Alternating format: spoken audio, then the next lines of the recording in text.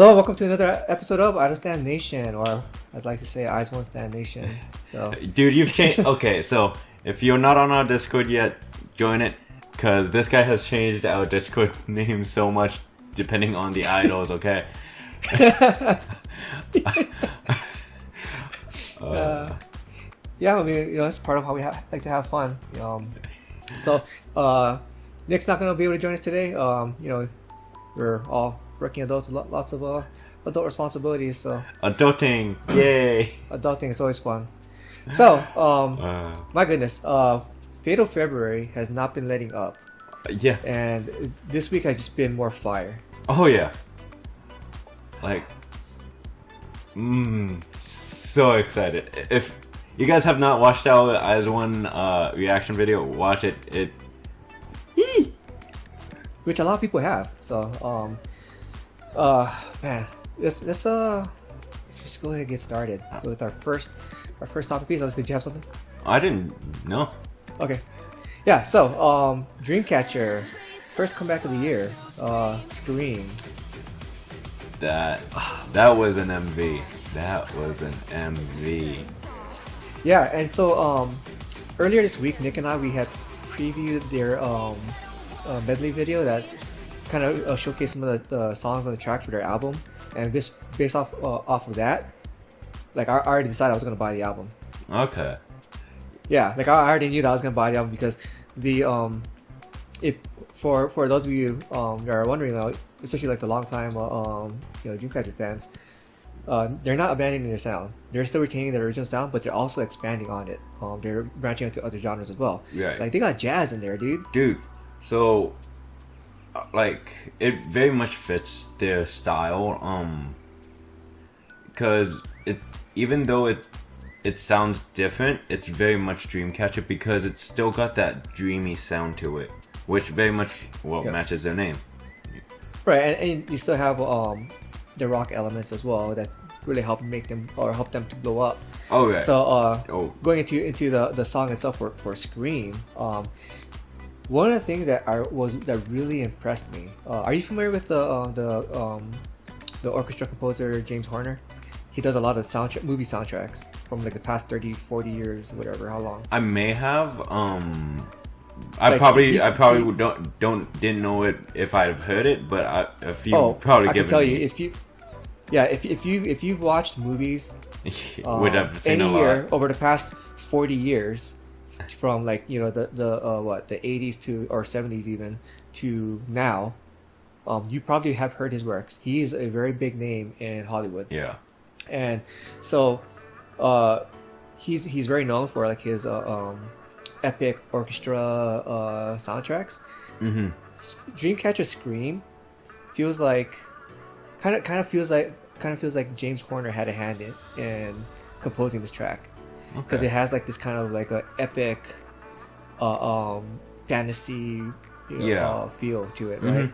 Mm-hmm. That might be why it leads into such a dreamy feel, because of that fantasy feeling.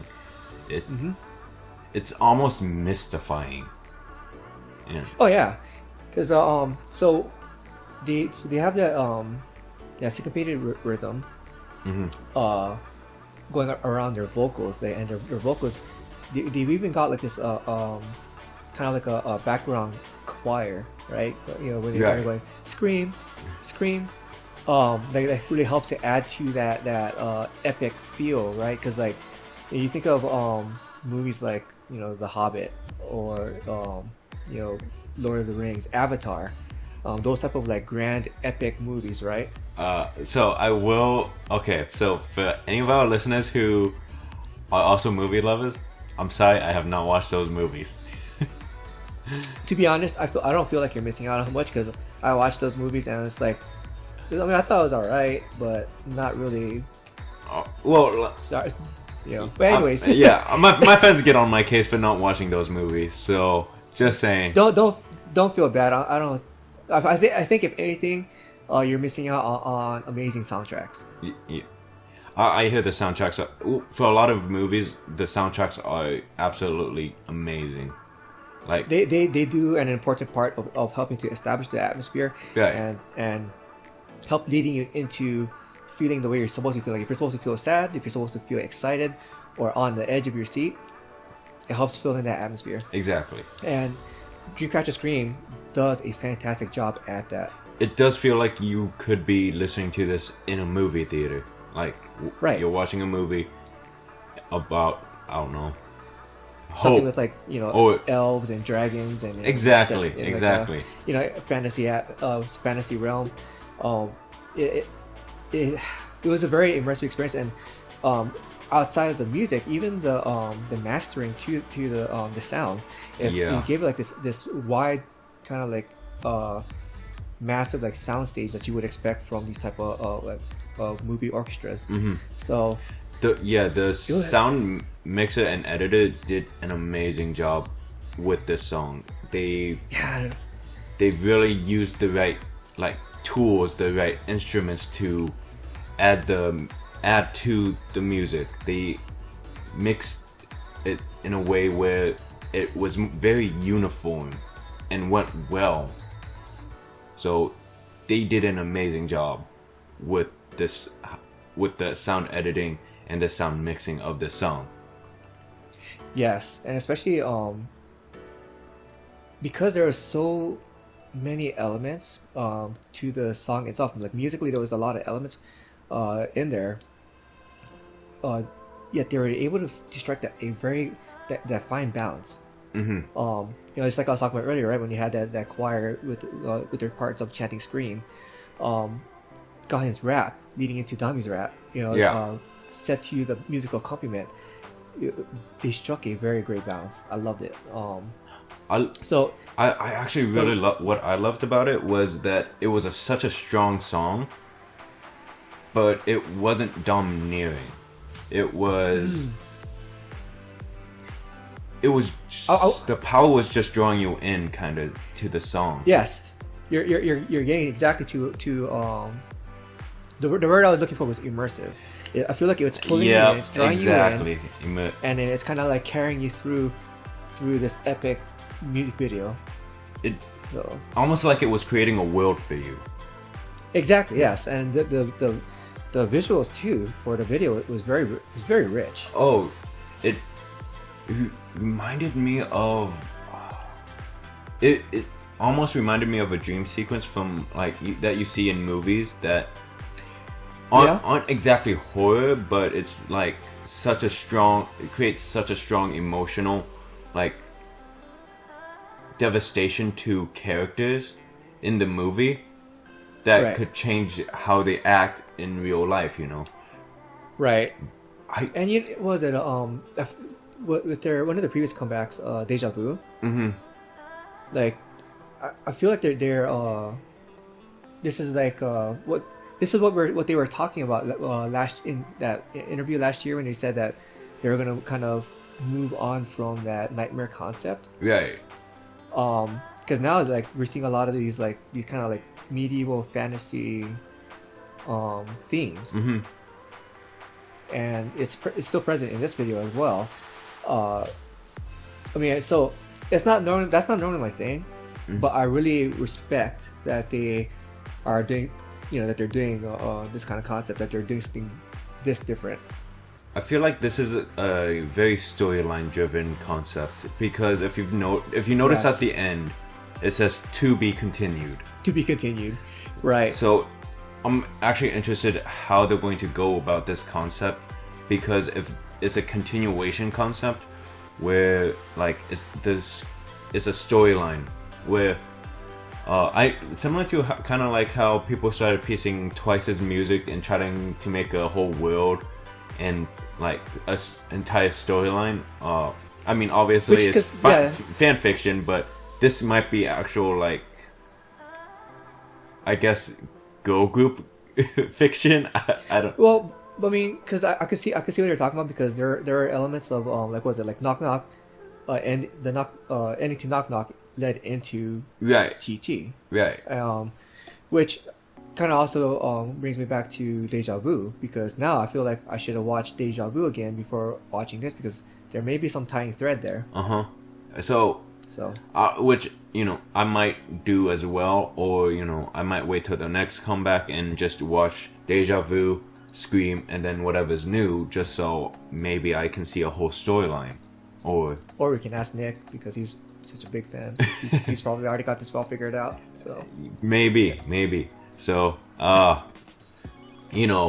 if you want to see a possible fan theory from Nick, start hounding him, and maybe he'll make his own video putting up a theory about that. Who knows? Yeah, either hit him up on Twitter or on our Discord. So speaking of Nick, I'm just gonna go through some of his notes. He doesn't have a whole lot. Scream was interesting. I like the swap concept. I like the overall, but the other songs of the album he felt were better. I think he said Red Sun was his favorite song on the album, which I thought Red Sun was good. Wasn't my favorite. There's other songs in there like Black and White that hurt. The whole album lineup is very strong. I haven't heard the whole album. I'm the kind of guy who waits till if I buy an album, I'm going to wait on the album before I listen to the rest. Well, I didn't listen to the whole album either. Yeah. It's just based off of the that medley that video that they made. Yeah. Where he previewed 30 seconds of each track. So. I'm also the kind of guy that does not do teasers. I absolutely hate teasers. I don't do medley teasers. I don't do anything. Well, so when it comes to my old groups, I already know I'm gonna like the music, because that's the reason why they're my old group. I love their music, so what they're gonna put out can be expected to be within my taste. Dreamcatcher is not exactly my old group. They're not. I guess I could kind of label them as a hard stand, but I'm always still kind of iffy. I'm am I actually gonna really love this? Because I didn't buy the last album. Right. I bought the first one that they released last year with Pity. Yeah. So it's for me it's kind of hit or miss, because of that I want to do my research before I buy the album. Yeah, for me, I'm the kind of listener that likes surprises. I'm still on the fence on whether I want to buy this album or not, but if I'm on the fence, I'm not going to listen to any other tracks until I've made the decision whether to buy it or not. Well, you know how I am with money, so I like to be well researched and make sure that I get my money's worth out of what I buy. So. Oh yeah. So, should we move on, or do we have more? Yeah, because I think it's a good time to move on. All right. So, you want to go ahead and bring it in? All right. So like I said, we've already had a reaction to this music video earlier this week. It is IZONE's Fiesta. But now that we've had a couple of days to dwell on it, to actually watch it a couple of more times, what are your thoughts, Jihoon? So, after watching this music video and listening to this song, I realized that I really, really love future funk. I did, and so talking to Nick last night, I guess you guys already knew this about me. And I'm the only one that's surprised. Yeah. So most of your songs that you've been into have been future funk lately. Well, yeah, future funk or any kind of anything that has to do with funk or a funk fusion. Yeah. So if you're not familiar with, or if you don't really know what future funk is, think of X1's Flash, as well as GOT7's Lullaby. Those are both future funk songs, and I love them a lot. So with that, I do feel like it was a good natural progression from Violetta. Violetta being tropical house. Mm-hmm. Having that kind of that synth bass for their sound definitely felt natural. Mm-hmm. And definitely felt IZONE. Yes. I definitely love this. I still love this song. I absolutely love this song. But I also probably my only gripe with this song is the pronunciation of Fiesta. Okay, for the longest time, I thought they were saying Firestar. Okay, I'm like, why are they saying Firestar? And then I'm listening to it over and over, and then by the time it starts clicking that they're saying Fiesta, I'm like, oh, I'm an idiot.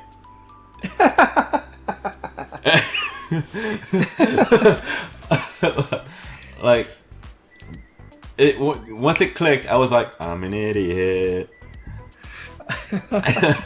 But wow, so that's the first time you guys mentioned pronunciation when I didn't. Right. Like, so that's cool. But no, I really enjoyed the song. I really love the progression of the song and the progression of the music video, where it shows kind of where they are now, and kind of almost reminisce of how they were in the past. Right, because you did mention in the reaction video that the album, for the different versions of the album, they called "I Was," "I Am," "I Will." Mm-hmm. They don't directly talk about show anything about their past, but they kind of indirectly, they allude to it. Exactly, and then they also allude to like where they want to be.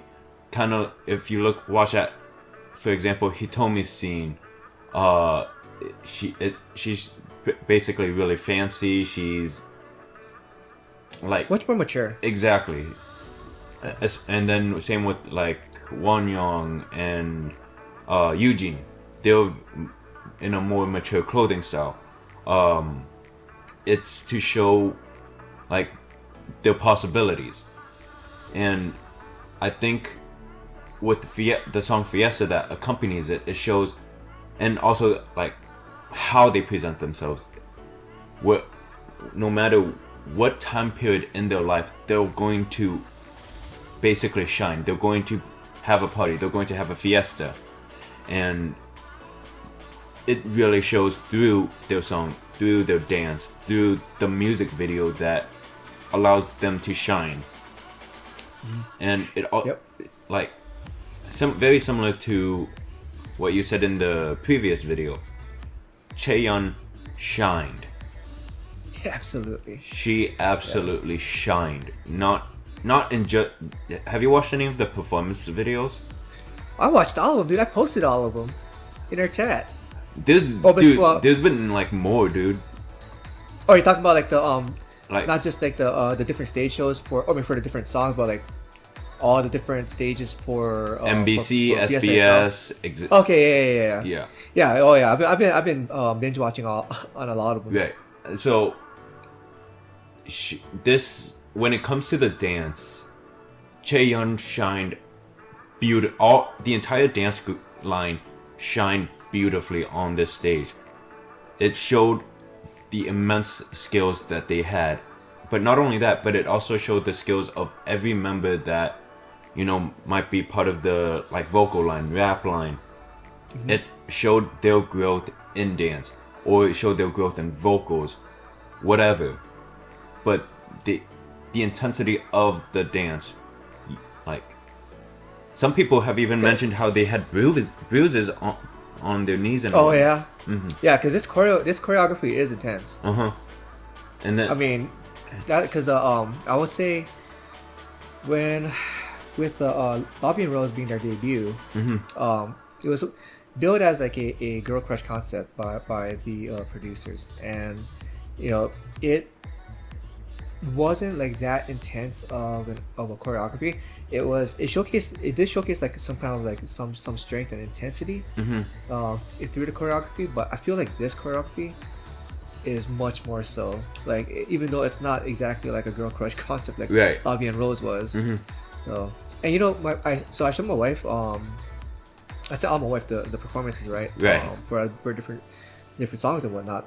And one of the first things she said was their vocals and their dance, their synchronization and everything is much more improved compared to before. Right. So, you know. And she said the same thing about Chaeyeon. And you know, so originally Eunbi was her original bias, and now she's like, well, now no, Chaeyeon might be her bias record. I will definitely say, wow. I'll definitely say Eunbi and Yuri and Yena, their vocals were very prominent in this song, and you could really tell. Yeah, because Yena never really had a chance to really showcase her vocals in other songs, has she? No, so she, like, if I remember right, she went into produce as a vocalist, but in the group she ended up as a rapper. As a rapper. And then same with like Haewon. Like Haewon rapped in every single performance. So, like, don't get me wrong, I love rapper Yena. I love rapper Haewon, but Yena as a vocalist is really fascinating. And I mean, just like with Twice too, right? Dahyun. She was originally a vocalist, but then she got billed as a lead rapper for Twice. Yeah. But she like, you know, what she does, the chance where she does get to showcase her singing is amazing. It's phenomenal. So yeah, I mean, I'm with you. Like when we get to see someone who's good as a rapper showcase their vocals as well, it feels special. Yeah. It really does. So. Oh, not gonna lie, part of me is also really trying hard not to do that feel special like pose with the moment you said that. Yes. But since we've already had a video about Fiesta and our reactions, should we move on so we don't keep on repeating what we continually said, or do you have more to add? Yeah. Well, I was just gonna toss in a little tidbit that Nick mentioned. Even though it wasn't his favorite IZONE song, the funkiness got him to thinking that we are in a mini funk era. Which, if you remember, last month, basically our first video of the year, we did kind of mention like there was a lot of funk influence. Oh yeah. For a lot of songs that were being released. Mm-hmm. So I feel like I'm with Nick on this, and I do feel like we are kind of like in this mini funk era. There's been a lot of funk, and I'm not complaining either. I love yeah, funk, so. Yeah, and I'm pretty sure you'll hear us talk a little bit more with the next few artists that we're bringing up. So oh yes. So let's go ahead and bring in Third Eye. Yeah, so this is something that Nick really wanted to talk about, and me. Oh, okay. So yeah, these two wanted to talk about. So Third Eye. I'll be honest, I didn't like their debut, and then when they had their first comeback last year with Out of My Mind, I fell in love with that song. I had that song on hard repeat. Actually, it's still on hard repeat right now. So I was really nervous with this comeback coming up with Queen. I'm like, well, you know, am I gonna love it or am I gonna hate it? You know, it's kind of like one of the things where it's like it feels like it was gonna be a make or break situation of you know, whether or not I hard stand or not. So Queen, I actually really liked. Okay. I wasn't too sure I was gonna like it. No? Especially with the way the music progressed, which, by the way, Nick blew up his music theory sub channel on our Discord. Yeah. I still don't understand it. I'm like, I was reading it. I'm like, okay, I'm gonna try to understand. 5 seconds in, I don't understand. I'm like, yeah, I didn't understand a word of it, but I mean, I like the concept. I like the concept, honestly. It was an interesting concept because I don't think, well, I know the Mafia concept has been done before for visual concept, right? Yes. I just can't remember when's the last time that concept has ever been done. Like, I want to. Was it COC? Was COC like one of the last? Yeah. Did they have like a kind of like a Mafia type concept? Yeah. I think it was. No. Mamamoo. It was Mamamoo. Was it? Well, yeah. This is like from years back though with Mamamoo. I think COC was maybe a year or two back. Okay. So I'm not. I mean, I don't really follow COC. It's one of them. Okay. I can definitely see either Mamamoo or COC being the most recent. No, but it's not a widely used concept either. Right. Especially with it being this prominent. Like, I mean, they you know, really put it in, like. Yeah, because like from scene to scene, everything was very much structured, and even the kind of car that they had featured, right? And it's usually alluded to like a mafia as far as like a mafia style concept, but it's never like this obvious. Like this is a very explicit concept. So yeah, it did very much remind me of how Moonbyul's most recent solo, kind of how it was such a strong concept, almost as if you could be watching a boy group do this. And yeah, you're right. I could definitely see a boy group do this, and I found that this was so fascinating because it was so domineering, but in a mafia kind of way. Like, yeah, and you know, the song itself was very interesting. So I'm not gonna go as far as like what Nick says, where he says like basically whoever did the song was a genius. Like, I'm like I wouldn't really go that far myself, but it is a good song. I didn't think I would like it, like especially when I first heard it, and as I was going through, it really did like grab onto me. I'm like, you know, I like this song. I like this a lot. So for me, I won't say a lot. I'll say I like it, but not a lot. Which I'm actually pleasantly surprised. I thought you were going to be like, that's not my thing. So. No, it's like I like it. I honestly do. It's not like hate filled. Right. No, it's just you're showcasing strength. Exactly. That's what it is. For me, I think there's a misconception when I say I'm not a fan of Girl Crush. It's where when the song presents itself full of hate, or kind of makes me feel like negative. Exactly. But this show lately these last few Girl Crushes, I'm not against, or they're not. And I've been getting more into them, mainly because it's a more positive message going, hey, you can be strong, you can be powerful, you can be more without being negative. And that's something I can really appreciate.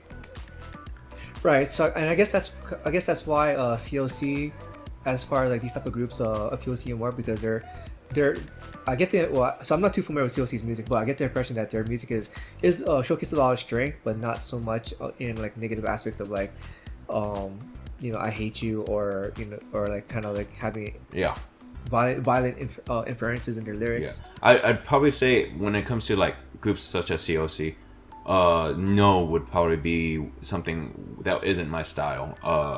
It was very in your face. Yeah, it was very in your face. Yeah. So no, I really did enjoy it. But I won't say I love it. I won't say I really like it. I do like it to a degree. So for anyone who hasn't watched Third Eye's Queen, watch it. You know, it's such a watch it. Any of these songs that we've talked about, go watch them. It's honestly really good. Yeah, and you know, I guess the only thing, I won't say negative thing, I guess. The only concern that I have with this song is that I feel like from their debut and then going to Out of My Mind and then Queen, their music has gotten to be a lot more consumable by the mainstream audience. More kind of like pop oriented with the sound, and I think for anybody who like really fell in love with the group from their debut, and especially with that, because of that sound from their debut, they may get put off, and they may not like the direction that they're going. So, especially because like for me, I'm the opposite, right? I went from not liking their debut to loving this comeback, their previous comeback, because I have normie taste, I guess. So, so that's the only reason why I thought about that. Like, oh, well, maybe the original fans from their debut may not like it as much. So that'd be the only thing I could really think of. Yeah. As far as like negatives. Mm-hmm. So shall we go on with something else that you were really into? I won't really say I was like super into it. I was fascinated. I was really fascinated. So what we're talking about is ELRIS. They are a very new group, and they came back with This Is Me. And it's so different from any of the previous concerts they've ever done, right? Because like all their from debut to their comeback last year, they were all like very like, you know, fresh, cute, pretty. And then with this, it's more like, you know, we're seeing someone coming after CLC's crown. I wouldn't say that exactly. Because CLC, well, I mean, like that CLC, like a lot of the clothing style, the clothing style, the dark image, the more aggressive sound with that, especially with that drop that hit. Yeah. Well, don't get me wrong, that opening was weird. That opening, like, disregard that opening. So, but like I'm talking about leading up to that drop. That drop was like that drop. That drop was definitely an opposite side. I mean, color wise, I felt like it very like the background was very much lighter, more pastel-y. It very much felt like pop colors, regular pop colors. More like club style, I would think, because it made me think of more of a dance club. It wasn't flashy enough, at least in the beginning. No, I'm talking about like the more like darker style dance clubs. Yeah, no. Not, at least not in my opinion. Not to put down your thoughts. But I don't know. Maybe we should check out some more dance clubs. maybe, or maybe I should never. But no. This song wasn't really my style. I could see people enjoying this, but I can see a lot of people not enjoying it either. Yeah, it's going to, for me, I'm going to say you're either going to like it or you're not. There's not really in between. Well, and it's gonna be, so the other thing too is like that intro is very weird. And don't get me wrong, for some reason, even with all like my criticism of the song, for some reason I found myself enjoying it. And Nick was the same way. Like you saw us in the chat, right? Yeah. From when we were talking about it last night, because the song starts off weird, but that drop was amazing. It was a hard hitting drop. Like if you love CLC, Everglow, who else? Like those other groups like that who do hard drops, you will love it. The audio mixing too, as well, like the mastering. I mean, because like it was like a lot of bass up front. Right. Like I felt like, because like how I wasn't a big fan of that, to be honest. Me too. Like I was really off put by that, but I don't know. Like I guess they kind of like pulled me into like, no, you will like it, like Stockholm syndrome, I guess. Because like how like Luna, right? Luna, they do that thing where the musical accompaniment and their vocals are kind of like in line on the same layer. So like one's not in front of the other. They're kind of like in the same layer. This is more like or other, like especially like ballads. The vocals are very much up front, musical accompaniment towards the back, supporting those vocals from behind. This song was more like the opposite, where like the vocals are like hidden behind like layers of bass, like lots of bass up front. It was weird. I will say, so this is a dance version video, right, that we're talking about. I tried to find a music video of it. I couldn't. Which they may not ever even make, because we even see these. What was it? Like BTS? Did they? So for Black Swan, they did an art film for it, but did they ever actually make a music video for that? I don't think so. The same with I can't remember. There's like other groups that have done like dance videos, right, or performance videos. Oh, Bandit. Their first comeback was a dance video, right? But they didn't have a music video to go with it, right? The only reason why I mentioned that is because it in the like abbreviations or whatever, it did say dance version. Yeah, right? It's a dance, which makes you think there's going to be more. Yeah, exactly. That's why I searched for more different versions. Is because of those like abbreviations or brackets or whatever. Yeah. So I went to search for it. I didn't find it.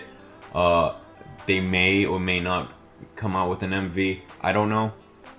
Which I just had a thought too. Maybe the whether or not they decide to make a music video hinges on how well this video does. So like they get like 100,000 views or whatever. I don't know. So I mean that's just a thought. Yeah. You know, I'm not saying that's exactly what they're doing. But yeah, we don't know. We're not. This is just an assumption. Exactly. Because we like to theorize on the show a lot. Exactly. Me, I personally didn't like it. Which I didn't expect anybody to like it, to be honest. Well, for me, I do expect people to like it. Well, I mean, like I'm talking about you and Nick. I didn't expect you guys to like it. Oh yeah. My biggest problem was two of the members. This is why I'm not a fan of it. It was because visually, two of the members, they blended so far into the background, you kind of forgot about them. And it was the two members that had their hairs dyed like blonde. Like I almost thought that they were background dancers because of how far back they were back and blending in. Exactly. Yeah. Like even the lighting changed both their hair color and their faces to the color of the background. I was like, if it you notice I didn't even talk about like their vocals either. Mm-hmm. Like because their vocals, there was a lot of autotune. Yeah. And where the autotune the vocals so that it really blended into the musical accompaniment, which I normally don't like. Mm-hmm. Even here, I'm not really that much of a fan of it. But right. Somehow, despite all of my criticisms with the vocals and the type of the musical style and the mastering and the mixing, I'm just like, I still somehow like the song, so I call it my guilty pleasure. Yeah, I mean, I don't hate the song. I'm not a fan of it. It's not my style. It could be that it isn't. Because the vocals aren't as prominent. Because the girls don't feel like as they're prominent in the video. Mm-hmm. I do like the dance. The dance is good. The choreography is good. Like especially since like we're not used to seeing them do this kind of concept. Mm-hmm. I feel like and Nick was actually the one who brought this up. They put up this concept pretty well. Yeah. So. I mean, I am interested in where they will be going. If they do a music video, I am very much interested in how they pull it off. Yeah. That's if they continue as a group, because I think they're coming up on the end of the contracts this year, or not this year, but next year. So who knows? I'm very much interested to see what's going to happen next. Absolutely. But yeah, if you haven't checked it out, go watch it. Despite what we may be saying, I mean, yeah, who knows? You might get addicted like Jihoon. Yeah, it's really strange for me. It is a very strange experience for me. That's about the best I could think of to say about it. So, you want to go ahead and move it on to our next one? All right. So, this is probably something that a lot of people have been really eager about. BTS has come out with ONE, and that happened on the 21st. I don't have the date for it. I'm pretty sure. I'm like 95% sure. What were your thoughts? So, before talking about like the song and for this they call it a manifesto film. Yeah.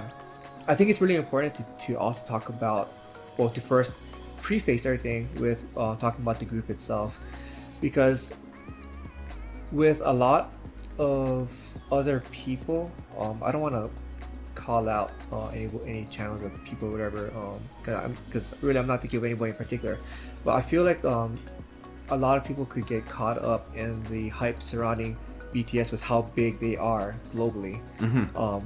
And their legendary status. Right.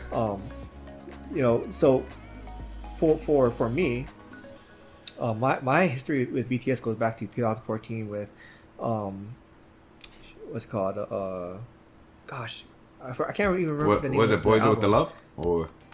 Well, Boy in Love was the title, or was the track? School of Love Affair. Yeah, was the album. That was the album. So that was my first album that I bought from BTS, and that was when I first really got onto BTS. I don't really call myself an ARMY, because I'm not like that into BTS like now as I was back then. And just because BTS dropped something, like if you've seen our last BTS coverage with Black Swan, you know that I really loved it. Yeah. But just because BTS comes out with something doesn't mean I'm automatically going to love it. Mm-hmm. I didn't like Boy with Love last year, for example. So I keep mixing those two up, Boys in Love and Boys with Love, which is really hard. Yeah, I do the same thing. Yeah, it's really easy to easy to do that. So you know, just because we hype up BTS doesn't mean that we're falling into that hype as well. What about you, Aura? Like, what's your history with BTS? So, there are always certain songs I do enjoy from BTS. Boys in Love, I very much enjoyed. Chicken Noodle Soup, I actually really liked. Oh, really? Yeah, I really like that song.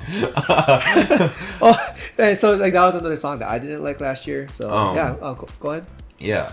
So, but then I was like 50-50 with Idol. Yeah, that one actually grew on me. Like I didn't like it at first, but then now it's like on my playlist, and it has been on my playlist for 2 years now, I guess. So I'd say for this one, I was on the fence of it when I first heard it. For On, I was on the fence. Mm-hmm. But after listening to it a couple of times, I'm actually really enjoying this. It's different. There's so many combinations of almost different styles that go into it. I very much hear a cinematic sound, a orchestraic sound, a almost funk sound too, and marching band as well. Yeah, to go with the marching in the video. Exactly.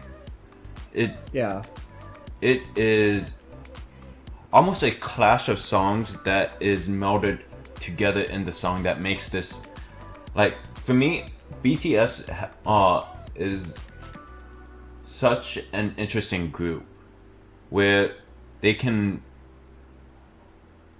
I'm not loving every single song that they put out. I'm not an ARMY. But I can appreciate what they've done in basically the entire like K-pop industry, or even the world. The world music industry. Yeah, the world music industry. They've left such a huge impact, and you can see how, especially throughout this music video, which we're going to talk about later, how so many different styles of songs they bring that could usually clash with each other meld so well together. And that's something I find interesting about BTS, is that they can bring together different styles and make it work. I'm not saying it works for every song, at least in my opinion, but it works very well in certain songs, and that can very much draw you in. Yes. And you actually touched on a lot of what I was gonna say as well. So oops. No. That's like I feel like that's great, because it like, I know I'm not the only person who's like thinking that, because I do, even though I may not love all the music they put out, I have a lot of respect for them. Yeah. I have a lot of respect for their artistry, like their actual artistry, because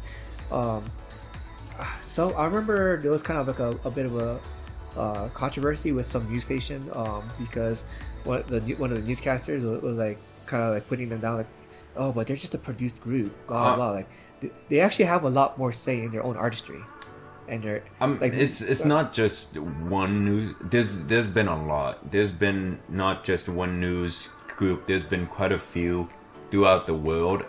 And then not only that, there's been a lot of other shows that have kind of said the same thing because of they're Korean, they're a company produced group.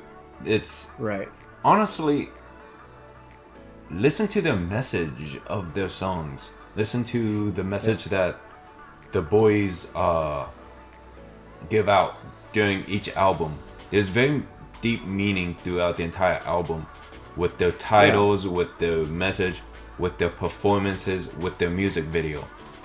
Yeah, and they also have a lot more freedom compared to other labels to manage their own artistry. I mean, it's not just the the style of music or the lyrics, or just the choreography, the way they do the music videos. Like, they have a hand in almost every single aspect of the production of their comebacks and albums that they make. Right. Even like the way they do their stages. So they are true artists. Yeah. And so to add on to like the mix of the like song and whatnot, the music video is fascinating. Very fascinating. Like, for me, it was the performance that it's almost like a stage performance throughout this entire music video. The camera work, the dance, the backup dances were amazing. Similar to how I said the song was almost a clash, but a well-clashed ensemble of music. This is a very much well-clashed ensemble of performance.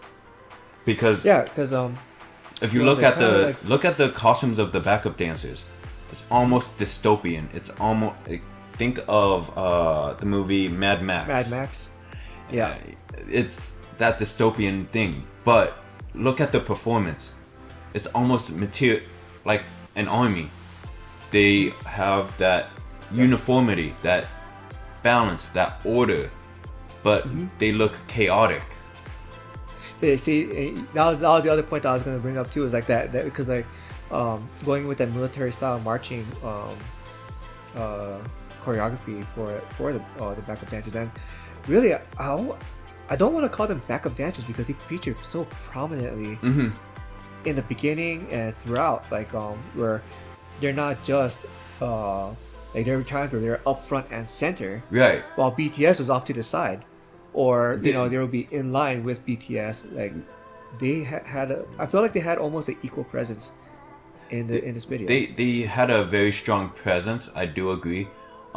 It was a strong enough presence where like you could notice them, but they didn't overshadow the members.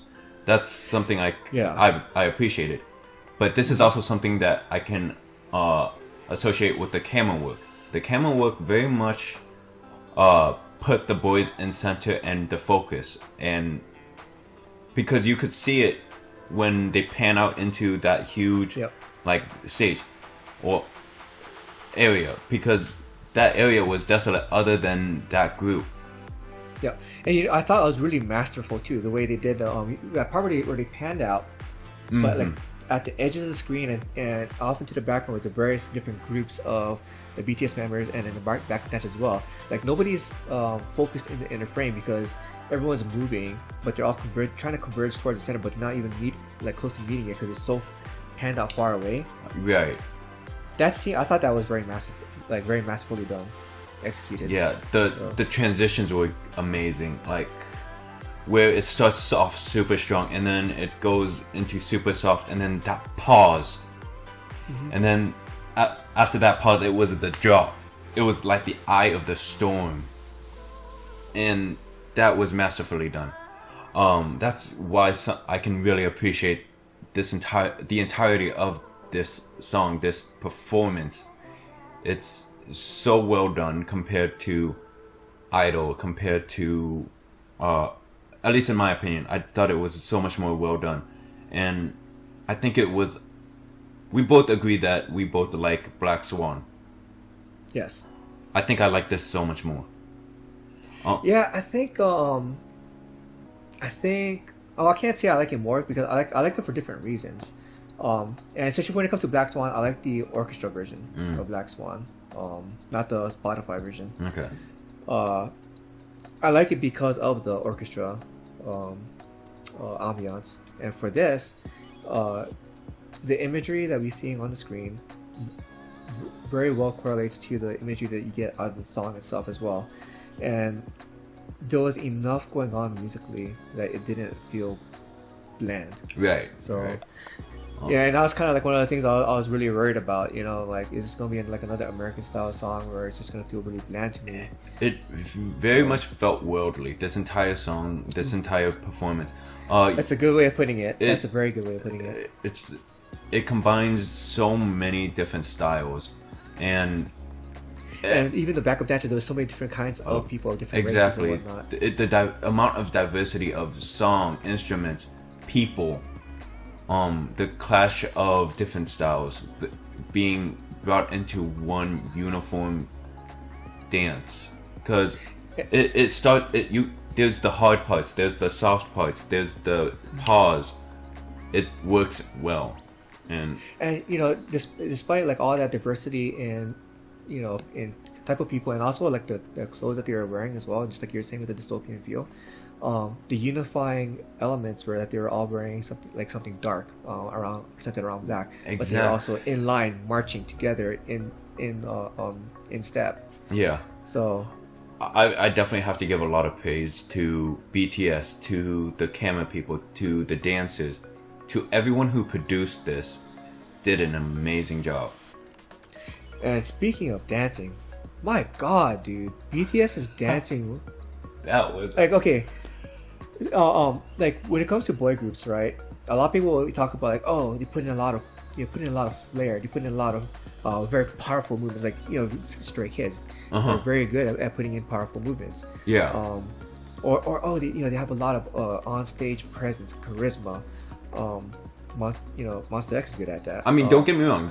This had charisma. Like BTS, yes, each member has various like varying levels of skills in certain areas. But like, I just felt like overall, on the whole, BTS, they've really earned a lot of the praise they get for their dancing, for their choreography. Because yeah, there was a lot of style, there was a lot of flair, there was a lot of power. There was so much swag and presence. I was blown away. Yeah, I really was. And there was also that softness too that was added.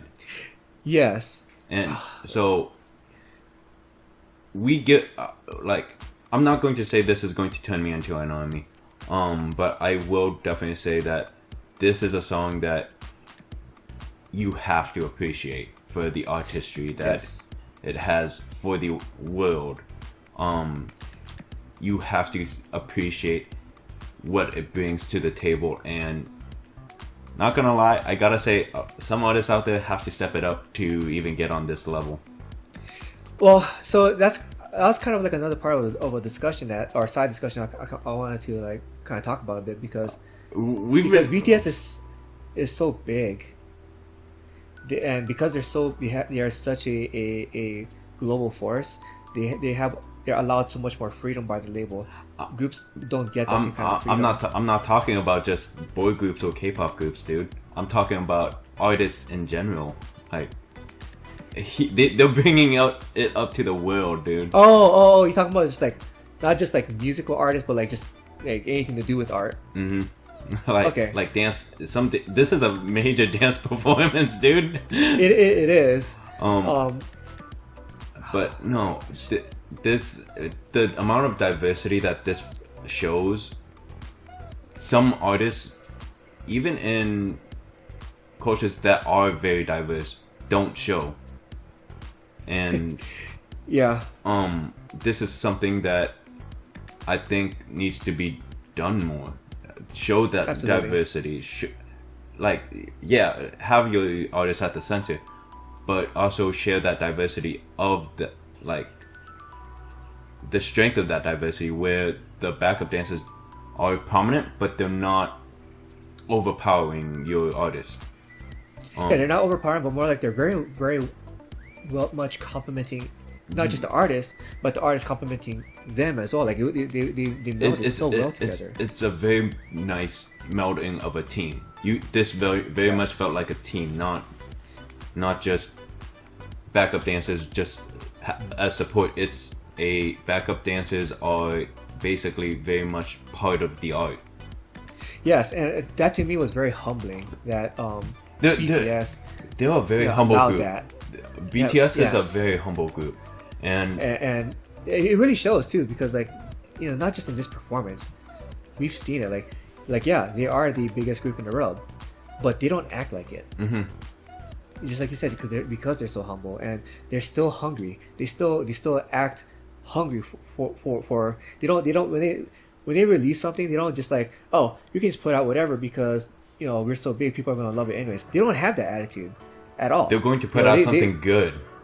Yeah, they still put in that effort. Like, you know, we want to earn, you know, those that acclaim, earn those praises from not just our fans but from everybody. Yeah. And that's why I honestly don't feel that BTS is overrated for the amount of attention and praise that they get. I don't think they're overrated at all. Right. I think they very much earned all of that. And this is coming from people who are very much not fans. Yeah, we're fans of music in general. Yeah. So there's very much appreciation to give to BTS and what they've done. Absolutely. And so that's why I wanted to preface this, you know, this segment with, you know, our backgrounds and our history with BTS, because if we were to just start off with saying everything we just said, people would be like, oh, they're just fanboys. You know, I don't want us to get written off like that. So. Yeah. But yeah, before this gets any longer, should we go to our music video of the week? Yeah. So for my music video of the week, and you know, it'll be no surprise to anyone, right? ONE Fiesta. I don't know how much of that is personal bias or not, because they're one of our old groups. So I'm just gonna leave them off the table on that, because you already know. So instead, I'm gonna go with Third Eye Scream. Okay. Yeah. I mean, Dreamcatcher Scream blew me away, and that song itself too is really fantastic. That's such a close pick for me, but I just narrowly edged it out with Third Eye. So I've got to agree with you for Fiesta. I really love it. I love it way too much. That could definitely be a bias. And I'm also really glad that they're back. So definitely Fiesta would be one of my choices, but I would also have to say ON would be my other choice. Yeah, because that is another. That is a whole nother level of, like, go watch all of these music videos. There's a couple of more that we haven't even mentioned that you should go watch. We have a long list every week. But I mean, it's Fatal February. Yeah. So go like Weki Meki. Weki Meki. That they had a comeback, and I would have loved to talk about them too. Oh really? Okay. Oh yeah. Well, sorry we didn't get a chance to. But let's go to our quick shots. Yes. So, former Wonder Girls member Yubin, she established her own company. Oh. She's gonna be a one-woman artist company. Yep. So at least from what we know or what we can tell. Yeah, I mean, unfortunately, I don't have a whole lot more information other than that. I mean, I did see the headline myself. At that time, when it came out, information was sparse, so I don't even really know what this company is going to be for. You just said she's going to be her own company for herself. That's what I could understand, but then again, I also used Google Translate on an article that was in Korean, so there's definite misinformation from Google Translate. So my understanding of it is she's starting her own company. It could be one woman, from what I could tell, or what Google Translate translated. It was a weird translation. There was a lot of grammatical errors. I didn't understand it. There's probably something on Soompi right now, or any other like English translated K-pop source. Go read it. But yeah, you congratulations know, to Yuban. Congratulations, yeah, and you know we only wish people the best for their endeavors. Really, Yeah. you know, whether it's signing with a new label, signing with a new girl group or boy group, or going solo. Yeah. You know, best of luck. Really. Yeah. Always. You know. So this next one is going to be a little bit unfortunate news. Like despite IZONE just coming back a little while ago, Eunbi has fallen ill as of February 22nd, you know, or 23rd. I don't know. They announced it earlier today. But she's not feeling well. So she is going to take a break from performing. But you know, hope she gets well soon. Definitely looking forward to seeing her on stage with the other members. Also, you know, very excited that they were announced for KCON Japan. So, IZONE, yay. So, going to other news, Ladies Code, they announced that they're going to be leaving Polaris, and no, did we get any additional news as to what the individual members were planning on do in the future? I don't know what they're planning so far. That they're in discussions with what they're planning to do, from what I understand. So far, Ladies Code as a whole is leaving Polaris. I don't know if Ladies Code is disbanding. They could still be performing together, but just not under Polaris. Right. Which from the initial looks of it, it's going to be a clean and amicable split from Polaris. Mm-hmm. The members did like write fan letters to their fans, and then they also included all 5 members in their letters, and that hit somewhere. You almost got me tearing up there, bro. That hit. When, yeah. So I mean, so if you don't know, Ladies Code, they had an unfortunate traffic accident a few years ago, in which 2 of the members passed away. Man, like every time we talk about this, right, we always get choked up. Yeah. But that's why I definitely wish the Ladies Code now do well in their future endeavors. I can't wait to hopefully hear more from them in the future, you know. Absolutely. So to end it off on a good note, IZONE breaks girl group record sales within the first week. Like, they topped so many charts. I can't remember if it was iTunes or if it was like album sales, but like they are number 1. They've beaten Twice's Feel Special. That's amazing. And that's amazing because Feel Special, like, when Feel Special had released last year, I mean, this is already when Twice was already like up there among, like, you know, the top 2, top 3 girl groups in the world, or I should say within K-pop. But like for IZONE to top their record, that's amazing. Yeah. And Feel Special, don't get me wrong, still love Feel Special. It is still on repeat. Both albums I still haven't listened to Blue Eyes yet. Still waiting on mine.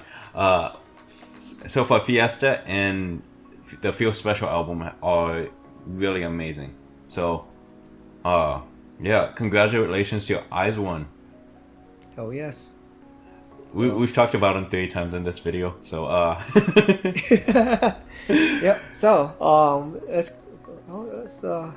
time to wrap things up. Yeah. So, you know, thank you for watching. Thank you for listening. Please like, comment, and subscribe. Hit that bell icon to make sure you get all of our updates, because we update every week, or try to anyways. Can't make no promises. Join us on Discord. Follow our Twitter. There'll be a link in the description below. And see you later. Yeah. We'll see you next time. Bye.